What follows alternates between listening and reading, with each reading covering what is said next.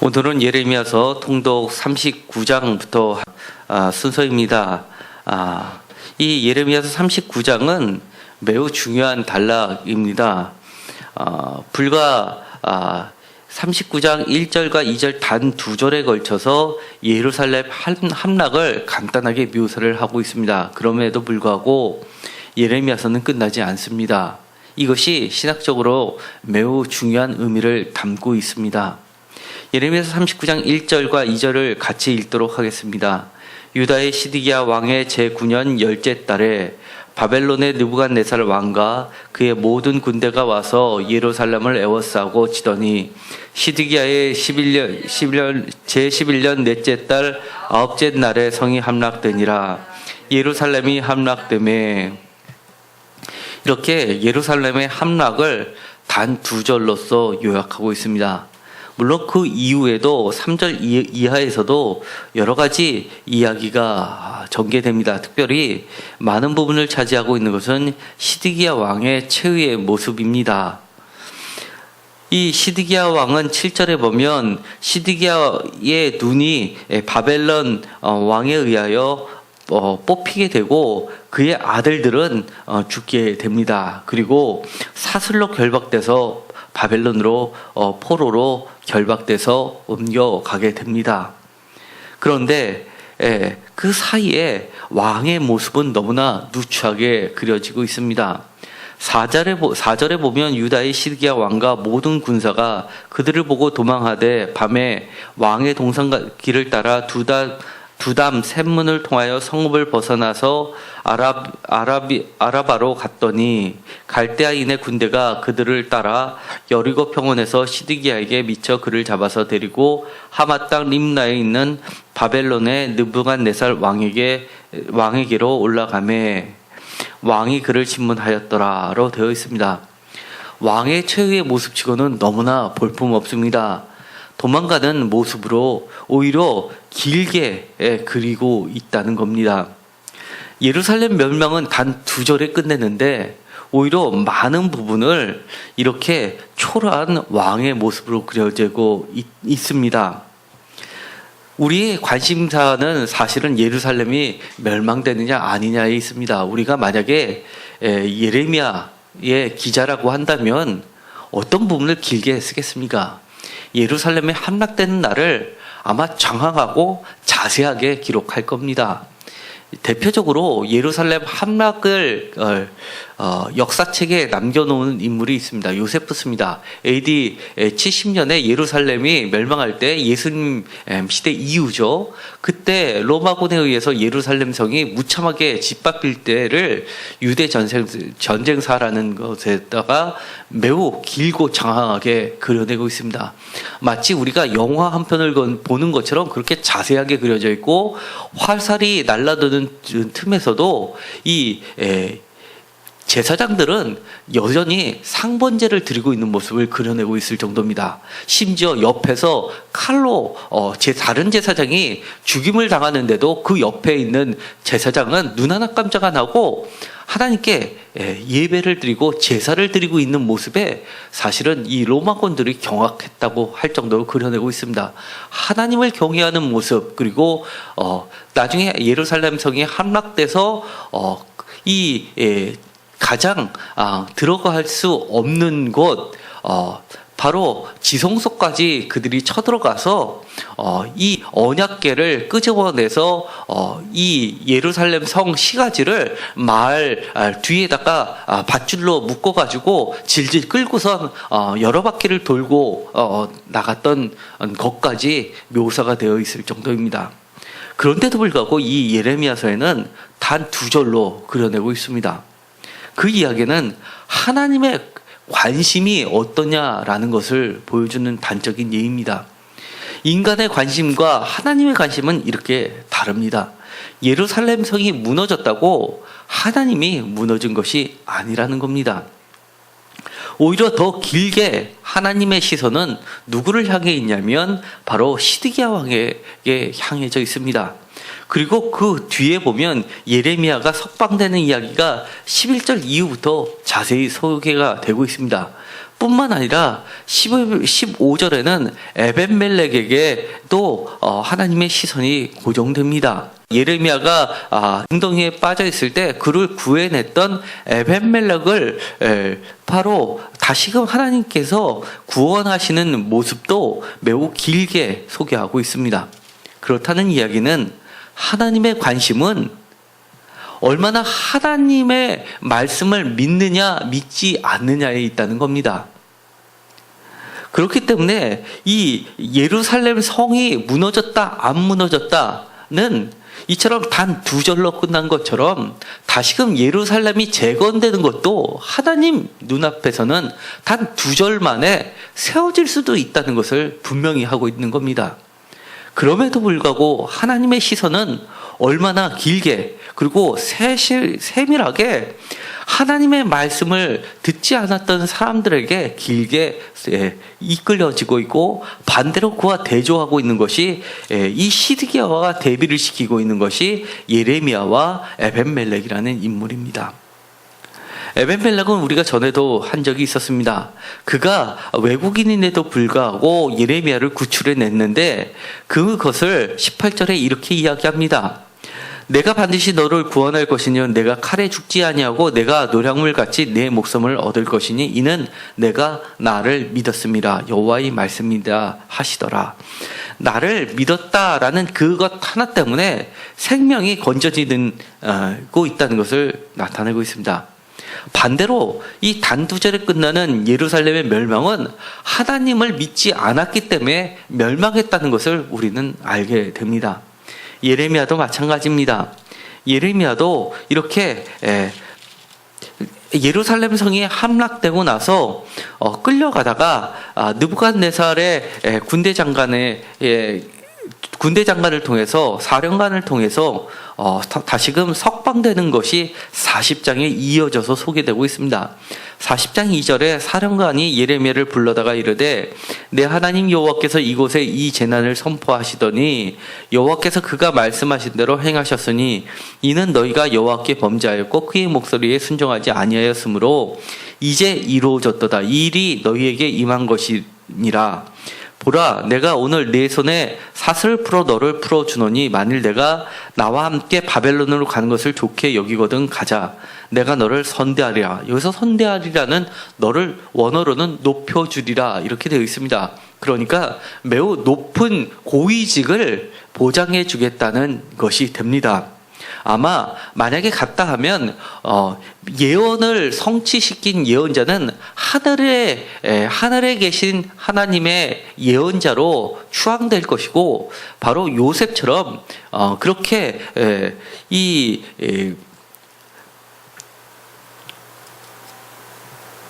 바벨론에서도 아마 높은 왕의 모사처럼 등용이 됐을 것이 뻔합니다. 그런데 예레미야에게 또 다른 제안을 합니다. 만일 나와 함께 바벨론으로 가는 것을 좋지 않게 여기거든 그만두라. 보라, 온 땅이 내 앞에 있나니 내가 좋게 여긴 대로 옳게 여기는 곳으로 갈지니라 하니라 라고 되어 있습니다. 어쨌든 간에 예레미야는 석방되고 그리고 나서 이 바벨론으로 가지 않고 그다랴에게로 가게 됩니다. 미스바에 있는 그다랴로 가게 됩니다.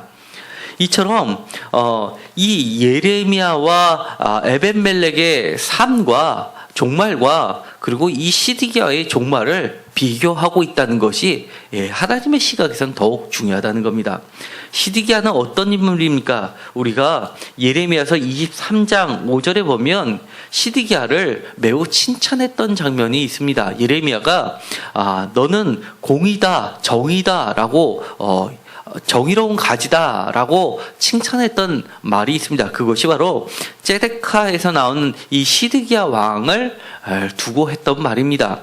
뿐만 아니라 예레미야서 34장에는 이 제데카에서 비롯된 이 시드기야 왕 대한 상징적인 행동으로서 자유를 선포하라라는 이야기가 나오게 됩니다. 종을 해방시키는 안식년을 선포하라고 했는데 처음에는 하는 듯 하더니만 나중에는 다시 다 잡아들이는 그런 일들이 벌어지게 됩니다.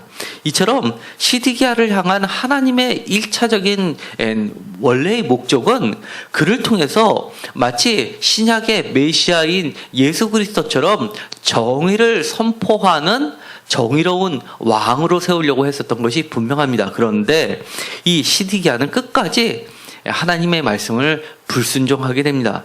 그럼으로써 이 예루살렘의 멸망 못지않게 하나님의 눈에는 이 시드기야를 향한 강렬한 애정이 남달랐음을 보게 됩니다. 그렇기 때문에 그에 대한 이야기가 훨씬 길게 소개되고 있는 겁니다. 한마디로 하나님께서는 어떻게 보면 단 한 명의 의인을 찾는다면 예레미야와 함께 이 예루살렘을 멸망시키지도 않았을 것이라는 것을 우리가 쉽게 상상할 수 있는 그런 예라고 할 수 있습니다. 분명히 예레미야를 통해서 시드기야 왕에게 예언했었던 것은 하나님은 그를 왕의 자리를 넘겨주겠다, 영원한 왕위를 주겠다, 내 후손에서 왕의 자리가 끊어지지 않겠다라는 예언까지 했음에도 불구하고 그 예언이 지켜지지 않는 것은 철저하게 이 자기 자신의 책임성 때문이라는 것을 우리는 다시 한번 깨닫게 됩니다. 그리고 나서 이 예레미야가 석방되는 이야기가 나오게 됩니다. 사실 제가 예레미야서를 준비하는 것은 매우 오래전부터 준비했습니다. 수개월 동안 정말 거의 지금은 한 200번 넘게 예레미야서를 읽은 것 같습니다. 그리고 주석서도 한 20-30권을 봤습니다. 그런데 사실은 이 40장, 41장이 해석하기가 가장 난해했던 부분입니다. 바로 오늘 부분입니다. 왜냐하면 이 40장에 보면 자료도 별로 있지도 않을 뿐만 아니라 앞뒤 이해가 안 가는 모습이 있습니다. 갑자기 40장에 가서 예레미야가 풀려지게 되는데 예레미야가 풀려나면 우리가 예상하기를 예레미야가 평생 예언했던 것이 바벨론으로 가서 바벨론 땅에서 바벨론 왕을 섬기는 것이 하나님의 뜻이다 라고 여러 차례 선포를 했습니다. 그러면 당연히 풀어졌을 때 예레미야는 바벨론으로 갔었어야 됩니다. 그런데 오늘 이 말씀을 보면 예레미야는 가지 않습니다. 도저히 사실 이해가 가지 않고 제가 여러 차례 자료를 찾아봤는데도 역사적 자료에서도 나와 있지 않습니다. 왜 그런지는 주석가들이 소개를 하고 있지 않습니다. 그만큼 어렵다는 이야기입니다. 몇 가지 나와 있는 예들이 있습니다. 일단 성경에 나와 있어서 예레미야가 남아 있는 것을 하나님의 뜻으로 인정하고 해석하는 사람들은 이렇게 이야기합니다. 예레미야가 바벨론으로 가지 않고 이 예루살렘 근방에 남아 있었던 이유는 전에 예레미야가 아나돗의 밭을 사라라고 하면서 숨겨놨던 그 문서를 상징적으로 보여준 것은 그 땅을 다시 되찾게 하겠다라는 하나님의 약속 때문에 그것을 믿고서 있었던 것이다 라고 해석하는 사람이 있습니다. 그러나 그것은 억측에 불과합니다. 왜냐하면 그보다도 더 많은 것을 그 이후에도 70년이 차면이라는 70년 예언을 통해서 70년 동안은 바벨론을 섬겨야 한다라고 이야기했기 때문에 그렇기 때문에 이것은 맞지 않고 예레미야도 자신이 이미 선포한 말씀을 따라서 가야만 됐었습니다. 또 한 가지 인간적으로 해석하는 교수님이 계십니다. 그분은 이렇게 해석을 합니다. 아무리 예레미야가 선포를 했다 하더라도 멸망을 선포하고 그것이 이루어졌다 하더라도 본인이 야, 겉봐 내 말이 맞았잖아 라고 좋아할 수 있었던 위치였느냐? 그렇지 않다는 겁니다. 사실 그 부분에 대해서는 저도 매우 동정이 가는 해석 중에 하나입니다. 왜냐하면 제가 설교를 하다가도 아니면 성도님들에게도 말하기는 껄끄럽지만 반드시 이야기해야 되는 이야기들을 하고 그것을 지키지 않았을 때 정말 안 좋은 일이 생기면 겉봐 내 말대로 됐잖아 라고 하면서 좋아할 만한 목회자가 과연 누가 있겠습니까? 재앙을 선포하더라도 그 재앙만큼은 피하기를 바라는 게 모든 목회자의 심정일 겁니다. 그렇다고 이 예레미야가 이렇게 좋아했을 리는 만무합니다. 그렇기 때문에 그는 그곳에 가지 않았을 것이라는 해석을 내놓습니다. 그러나 그거는 너무나 인간적인 해석입니다. 어쨌든 간에 여러 가지 중에 어떤 것이 명확한지는 아무도 모르지만 분명한 것은 예레미야도 이 바벨론으로 함께 가는 것이 원래 하나님의 뜻이었을 가능성이 훨씬 높다는 겁니다. 왜냐하면 40장 이후에 보면 이 그다랴 총독을 세웠는데 사실은 왕입니다. 공동 번역에서는 이 그다랴를 왕으로 소개하고 있습니다. 그러나 개역개정이라든지 다른 모든 성경은 왕이라고 묘사를 하지 않고 하나의 총독이라고 그려내고 있습니다. 그렇지만 실질적으로는 분명하게 히브리 원문 MT에서는 마소라 텍스트에서는 다스리다, 왕으로서 다스리다라는 단어를 쓰고 있습니다. 그런데 이 그다랴 왕을 세웠는데 암살을 당하게 됩니다. 그리고 나서 이 42장에 보면 이 쿠데타에 다시 역쿠데타를 일으켰던 사람들이 등장하는데 이 사람들이 예레미야에게 와서 바벨론 사람들이 들어오니까 어떻게 하면 좋겠냐라고 자기 자신들이 어떻게 하면 좋겠냐라고 기도 부탁을 합니다. 그러자 예레미야는 여기서 남아서 도망가지 말고 바벨론 왕을 섬겨라라고 하는데도 불구하고 이들이 바벨론 왕의 문책을 두려워해서 예레미야까지 데리고 43장에 보면 그를 애굽으로 끌고 가버립니다. 그리고 나선 전에 오는 전승에 보면 예레미야는 애굽에서 죽게 되는 걸로 전해 내려오고 있습니다. 그런 것으로 보면 예레미야는 남아있지 말고 갔어야 될 인물이었을 것으로 저는 개인적으로는 그렇게 해석을 합니다. 그럼에도 불구하고 예레미야는 가지 않았기 때문에 그렇게 말년에 자기가 원치 않은 곳으로 끌려가는 신세까지 되어버리고 맙니다. 또 한 가지 바벨론으로 갔었어야 했는데 가지 않았다라고 하는 것에 대한 또 한 가지 반증거리가 몇 가지가 있습니다. 예를 들어서 40장에 보면 예레미야를 통해서 지금까지는 하나님께서 하나님의 뜻을 선포를 해 오셨는데 40장에 가면 예레미야의 선지자 활동은 멈추게 됩니다.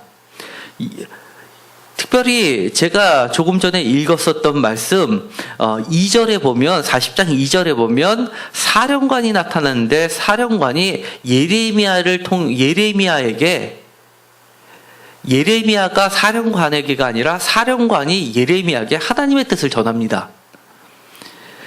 하나님이 여호와께서 이곳에 재난을 선포하시더니 여호와께서 그가 말씀하신 대로 행하셨으니 이는 너희가 여호와께 범죄하고 그의 목소리에 순종하지 아니하였으므로 이제 이루어졌도다 라고 예레미야가 지금까지 했던 이야기를 반복하면서 축약해서 요약으로 선포를 합니다.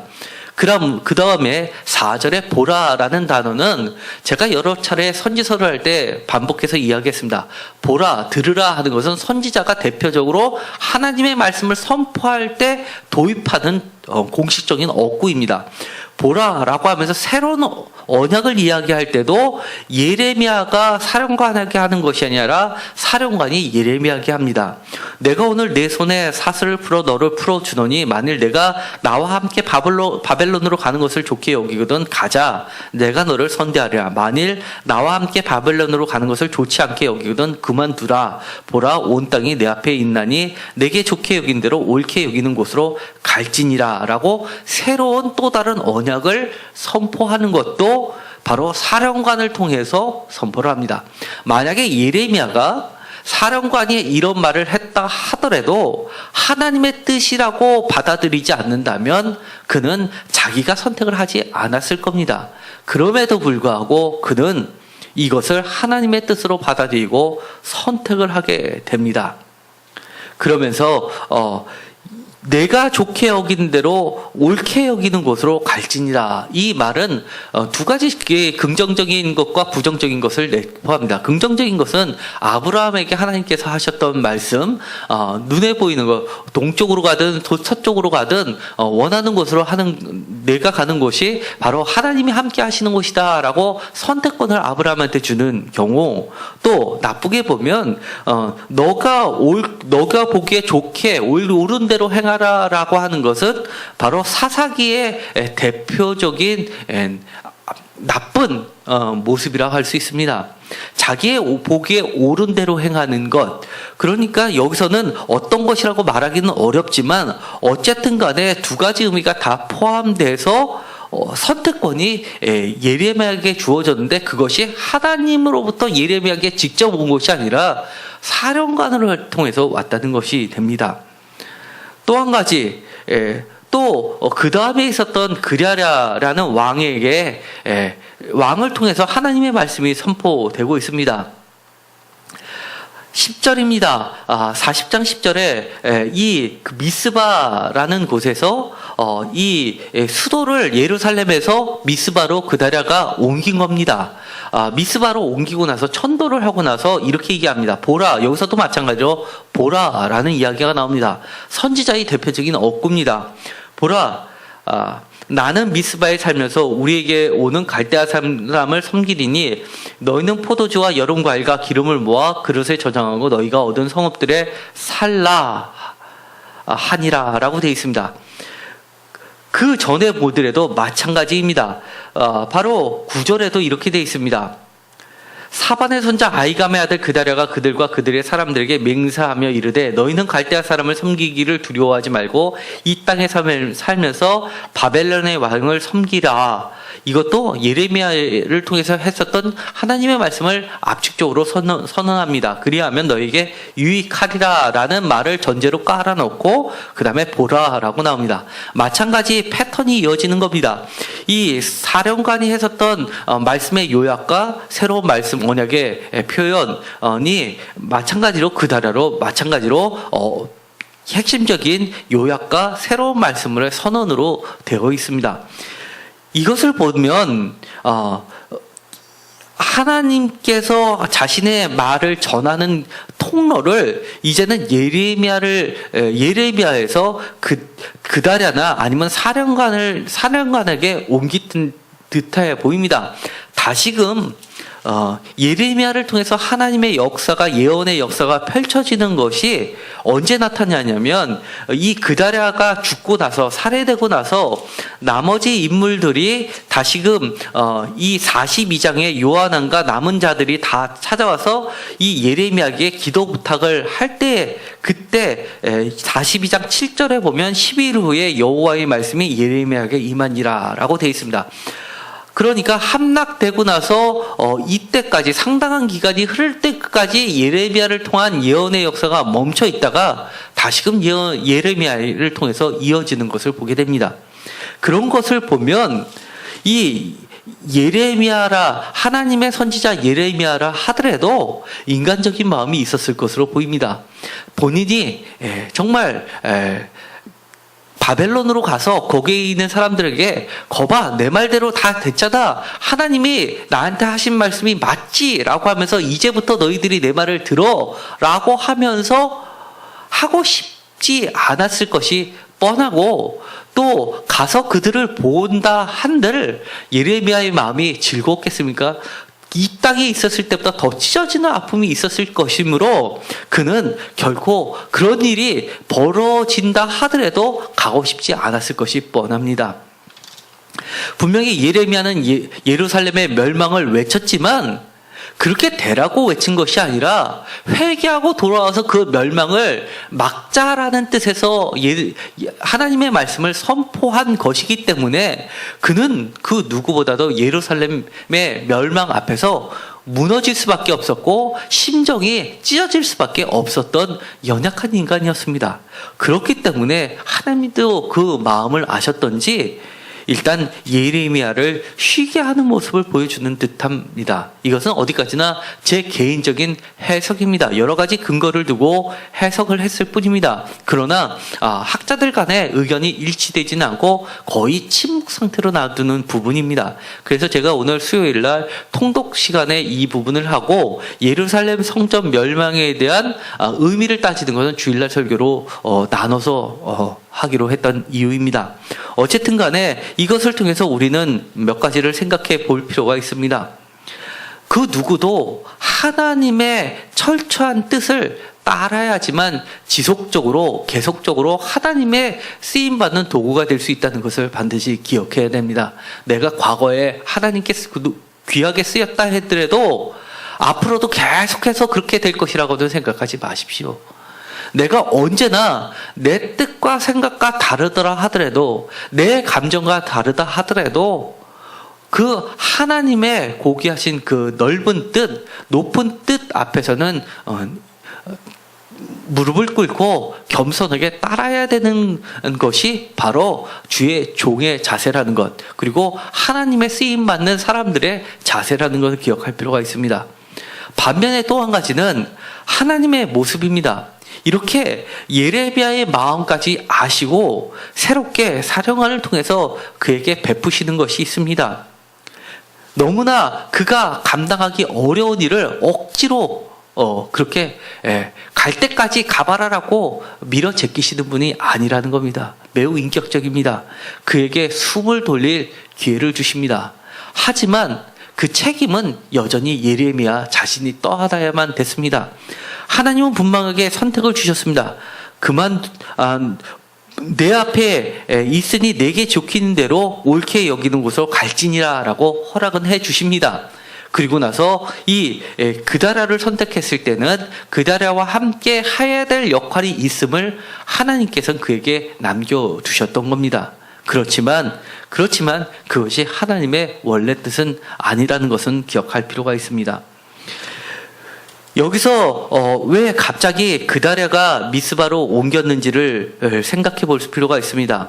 이 40장에 가면 사령관 느부사라단이 예루살렘을 멸망시키고 다 끌고 가는데 이 그다랴라는 인물은 아이감의 아들 그다랴로 6절에 나와 있습니다. 그런데 이 아이감은 누구의 아들이냐면 사반이라는 사람의 아들입니다.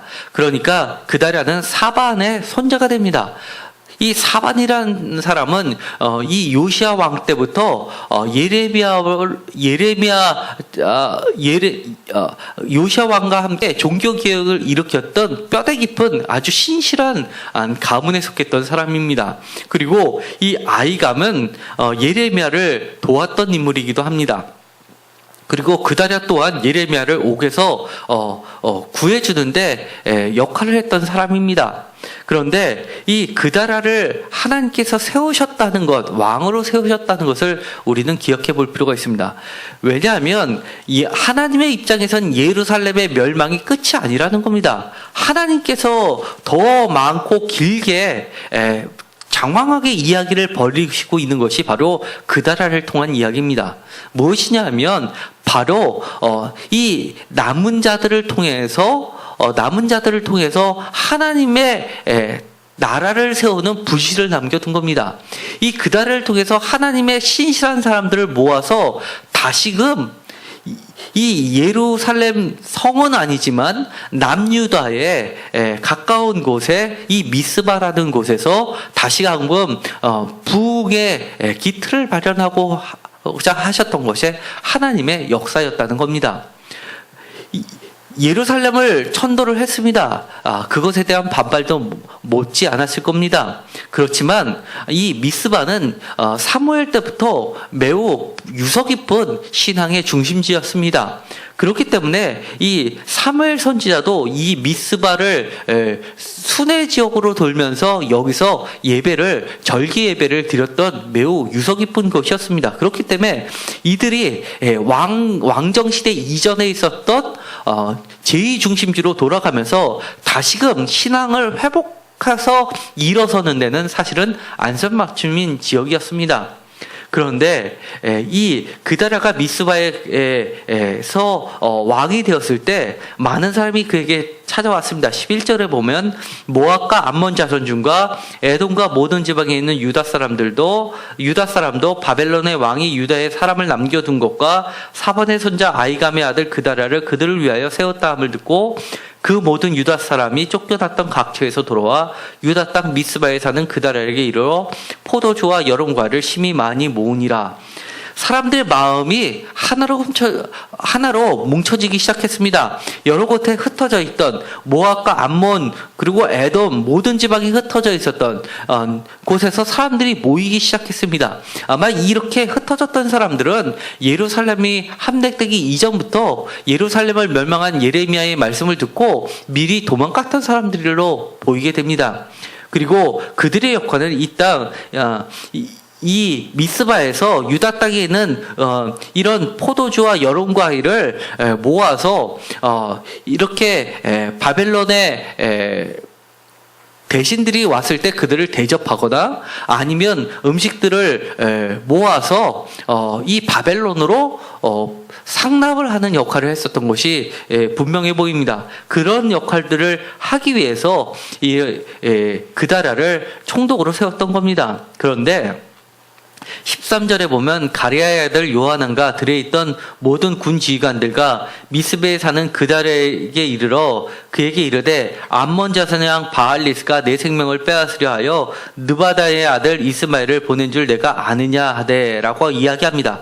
여기 있는 것처럼 이 느다야의 아들 이스마엘이라는 것은 8절에 보면 이 그다랴에게 왔던 사람들의 명단이 나옵니다. 8절 그들 곧 느다야의 아들 이스마엘과 가레아의 두 아들 요하난과 요나단과 다누멧의 아들 스라야와 느도바 사람 에베의 아들들과 마아가 사람의 아들 여사냐와 그들의 사람들이 미스바로 가서 그다랴에게 이르니라고 되어 있습니다. 특별히 이 이스마엘이라는 사람은 왕족 중에 한 사람으로 보이게 됩니다. 그런데 이 예루살렘 성이 무너지고 나서 왕조가 멸망하고 천도까지 하니까 이때 암몬 자손의 왕 바알리스가 이 유다 왕족의 혈통이 끊어지니까 그 왕족 중에서 한 명을 세워서 다시금 다윗 왕조처럼 그렇게 유다 왕을 세우자라고 충돌질을 했던 것이 분명해 봅니다. 그러면서 이 암몬 자손의 왕 바알리스가 후원을 해주고 나서 그렇게 그다랴를 제거하고 다시금 재건을 하는 움직임을 보이는 것을 책략을 세우게 됩니다. 그런데 그 중에서 군대 장관으로 있었던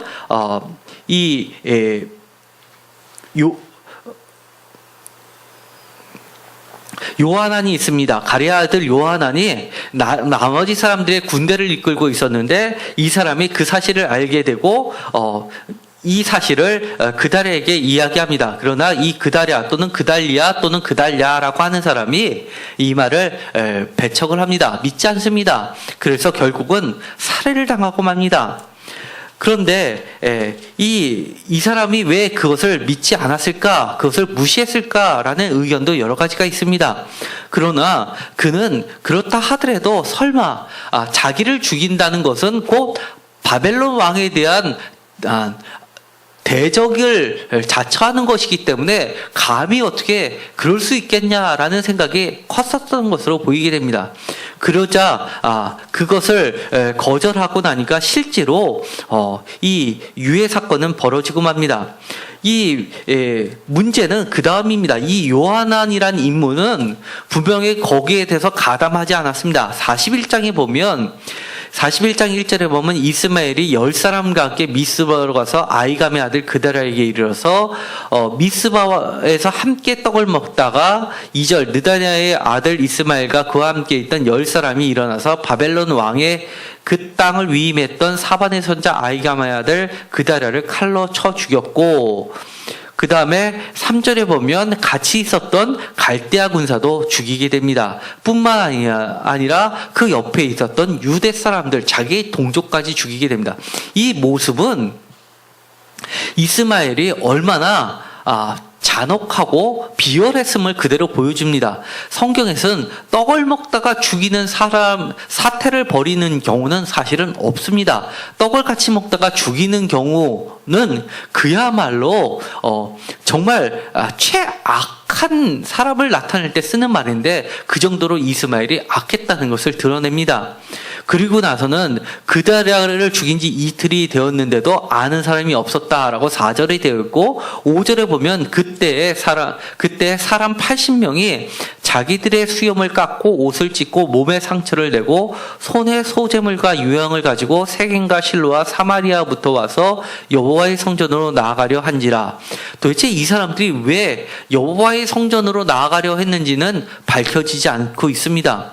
그것도 세겜, 실로, 사마리아로부터 여호와의 성전이라는 것은 예루살렘 성전인데 예루살렘 성전은 무너졌는데도 불구하고 왜 예루살렘 성전으로 나아가려 했는지 왜 그곳에서 제사를 드리려 했는지는 불명확합니다. 어떤 사람들은 이것을 근거로 해서 무너졌긴 했지만 완전히 파괴된 것은 아니었고 예루살렘에서 여전히 제사는 이루어지고 있었다라고 주장하는 학자들도 상당히 사실은 있습니다.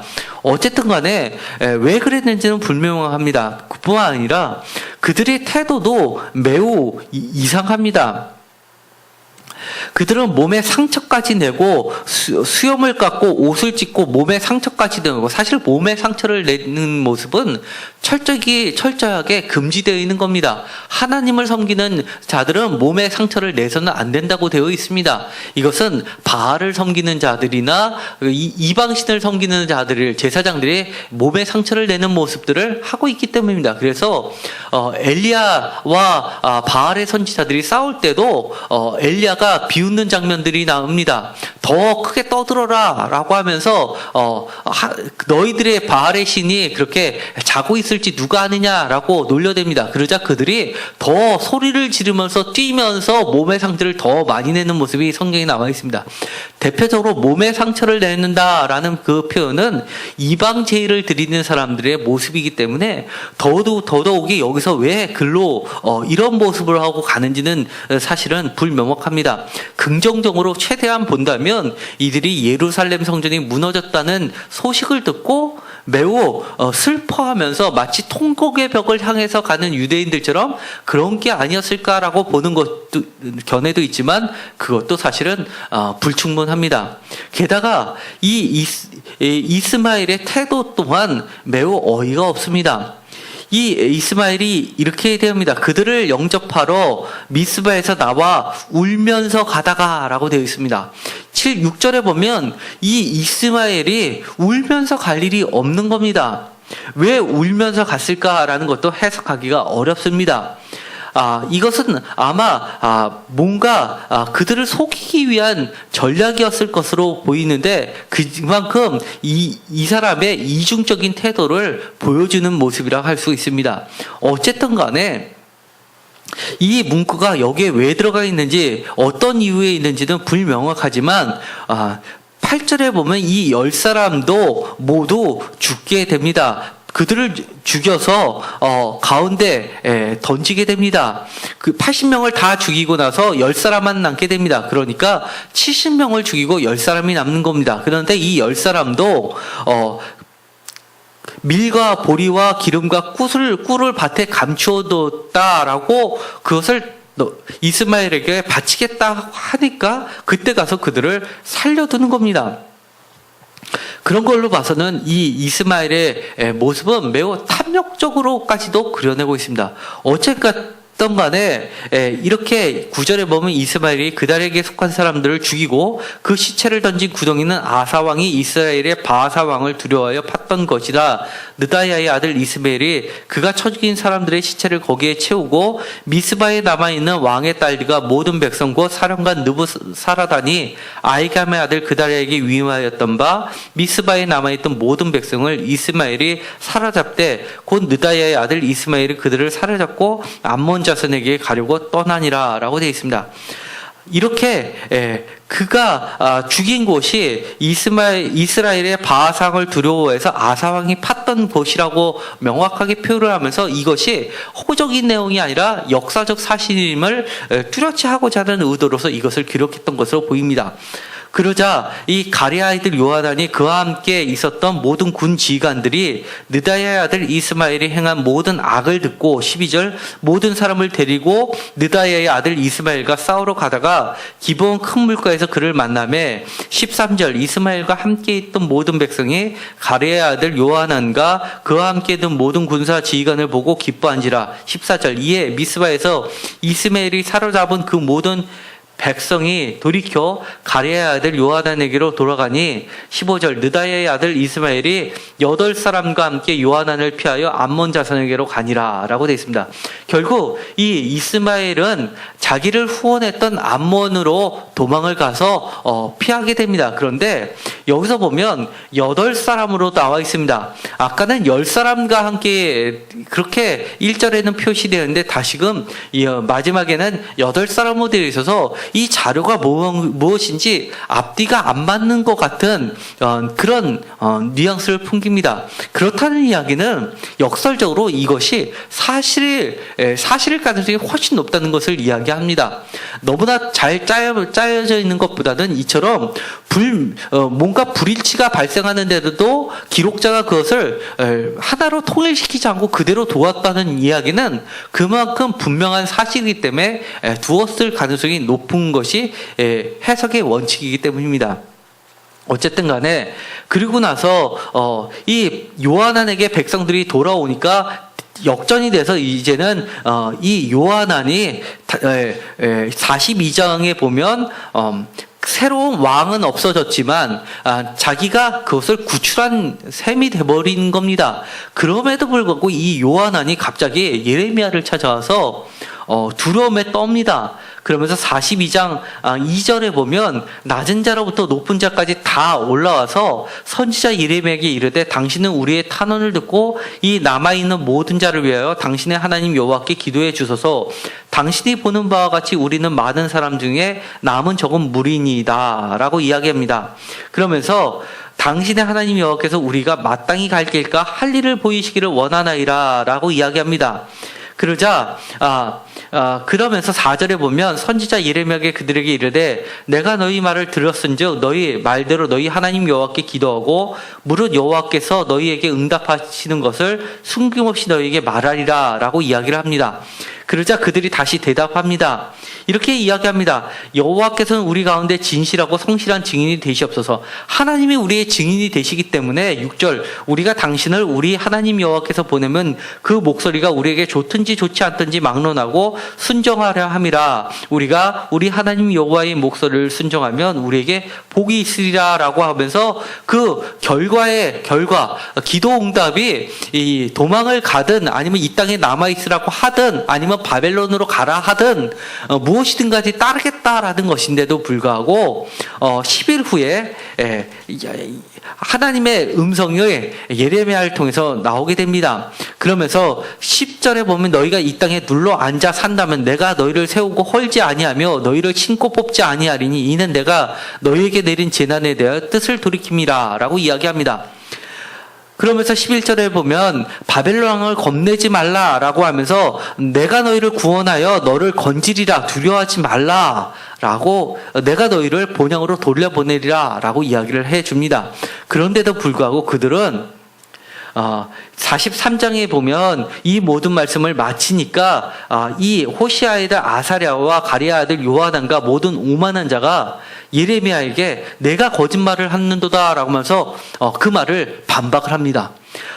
내가 하나님께서 증인이 되어 주신다라고 맹세하고 나서 좋든지 싫든지 따를 테니까 기도 부탁을 하고 나서 그 응답이 내 생각하고 틀리니까 이제는 반발을 하면서 이 나중에는 바룩이 너를 부추겨서 우리를 바벨론으로 붙잡아가게 하려고 이런 대답을 했다라고 하면서 이 5절에 보면 유다의 남은 자 곧 쫓겨났던 여러 나라 가운데서 유다 땅에 살려하여 돌아온 자 곧 남자와 여자와 유아 왕의 딸들과 사령관 살아다니 사반의 손자 아이감의 아들 그다라에게 맡겨둔 모든 사람들과 선지자 예레미야와 네리야의 아들 바룩을 거느리고 애굽 땅에 들어가서 다바네스에 이르렀으니 그들이 여호와의 목소리를 순종하지 아니함이더라라고 결론을 내고 있습니다.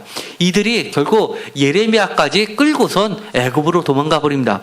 여기서 보면 이해가 안 가는 것이 있습니다. 사실 요하나는 이 그다라를 살해하는데 가담한 자가 아닙니다. 오히려 그다라를 살해했던 자들을 처치했던 자입니다. 그런데도 불구하고 왜 자신들이 그렇게 바빌론을 두려워했나라는 것은 의문점입니다. 몇 가지 추정해 볼 수 있는 것이 있습니다. 아까도 읽었지만 이 요하난이 처음에 왔을 때 그다라에게 왔을 때 같이 왔던 자가 있었습니다. 바로 이스마엘이었습니다. 이 예레미야 40장 8절에 보면 이스마엘과 함께 처음에 그다라에게로 왔기 때문에 제3자가 특히 바벨론 왕이 보기에는 처음부터 이 이스마엘과 무엇인가 짰고 나서 들어왔고, 그리고 나서 이스마엘이 처치를 했는데 둘 사이에 무슨 알력 싸움이 있어서 자기가 다시 그 왕위를 차지하려고 했었던 음모가 있지 않았을까, 음모가 있지 않았을까라는 의혹이 있을 수 있었습니다. 그렇기 때문에 그런 것 때문에 이 요하나는 필요 이상의 두려움에 잡혀 있었던 것이 아닌가라는 생각을 하게 됩니다. 그리고 또한 이 요하나니 만약에 예루살렘이 멸망했을 때 예루살렘에 남아 있었던 자라 하면 당연히 바벨론으로 끌려갔을 사람이었는데, 멀리 도망가 있다가 나중에 예루살렘이 멸망하고 미스바로 새롭게 정착을 하니까 그때 합류한 사람으로 봐서는 후일에 다시 남아있는 자들을 모아서 유대의 회복을 주창할 수 있는 가능성이 있는 자로 보여질 수 있었다는 것 때문에, 그리고 실제로 이 요하단 밑에는 군대들이 있었기 때문에 바벨론의 제3자가 신문할 때는 그렇게 자유로운 입장이 아니었을 것으로 추정이 됩니다. 그래서 이 사람은 끝까지 이미 자기는 도망갈 것이라고, 바벨론으로 넘어갔을 때는 죽을 수밖에 없겠다라는 생각을 갖고 있어서 그것을 가지고 고민했던 자였었던 것으로 보여지게 됩니다. 어쨌든 간에 이 긴 이야기를 통해서 끊임없이 이야기하는 것은 하나님의 마지막 남은 계획까지도 물거품이 되고 있는 것을 보게 됩니다. 하나님께서는 예루살렘 멸망은 단 두 줄로 그려내고 있습니다. 그렇다는 이야기는 그것이 끝이 아니었다는 이야기가 됩니다. 오히려 그보다도 더 길게 하나님께서는 시드기야를 의로운 가지다라고 해서 그에게 왕위를 굳건하게 해주려고 했는데 그게 말씀을 믿지 않아서, 하나님의 말씀을 믿지 않아서 죽게 되는 결말과, 하나님을 신실하게 믿었던 예레미야와 또 다른 사람 에벤멜렉 외국인까지도 생명을 구원해 주는 것을 보여주시면서 그와 똑같이 생명과 사망의 길이 바로 하나님의 말씀 안에 있다는 것을, 그것을 믿는 자에게는 생명의 길이 있다는 것을 보여주기 위해서 뜻을 돌이켜서 이 그다라를 통해서 새로운 남은 불씨를 세울 계획을 세우고 계셨던 것이 분명해 보입니다. 그런데도 불구하고 어떠한 이유에서 그것은 인간적인 이유겠죠. 하나님의 나라는 마치 혈통에 의해서 유다 왕족의 혈통에 의해서 하나님의 나라가 이어지는 것으로 착각했던 사람들, 대표적으로 이스마엘이 될 수 있습니다. 이스마엘은 하나님의 말씀과 무관하게 본인은 매우 비열하고 그리고 완악하고 악했음에도 불구하고 단순히 혈통 하나 때문에 왕을 다시금 나라를 일으키겠다고 했던 그런 생각으로 암살을 시도했지만 결국 그는 도망가게 됩니다. 이처럼 인간적인 생각으로 벌려지는 것에 의해서 하나님은 그것도 아니라고 판결을 내리신 겁니다. 그리고 나서는 다시금 이 요한왕과 남은 사람들에게 은혜를 베푸십니다. 너희가 내 말을 들으면 내가 남은 자가 저 바벨론에 있는 사람들이 아니라 이 미스마에 남아있는 유다의 남은 자들이 진짜 남은 자들이 될 것이다. 내가 그렇게 뜻을 돌이켰으니 내 말을 들으라 라고 마지막으로 또 은혜를 베푸셨는데도 불구하고 이들이 열흘 뒤에 하나님의 뜻을 밝히자 그것까지도 무시하고 이 애굽으로 도망가 버리는 것을 보고 하나님의 다시 세우려는 계획은 물거품으로 바뀌게 되는 것을 보여주게 됩니다.